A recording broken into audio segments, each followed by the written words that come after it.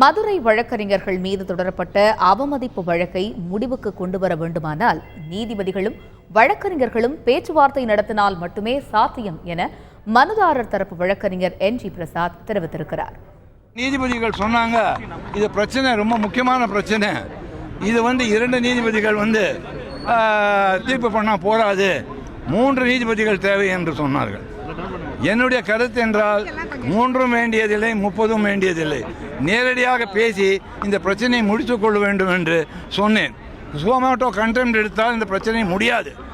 அப்பொழுது ஒருவருக்கோ இருவருக்கோ தண்டனை கிடைத்தால் கிடைக்கும், விடுதலை கிடைத்தாலும் அதனால் நம்ம பிரச்சனையை சால்வ் பண்ண முடியாது.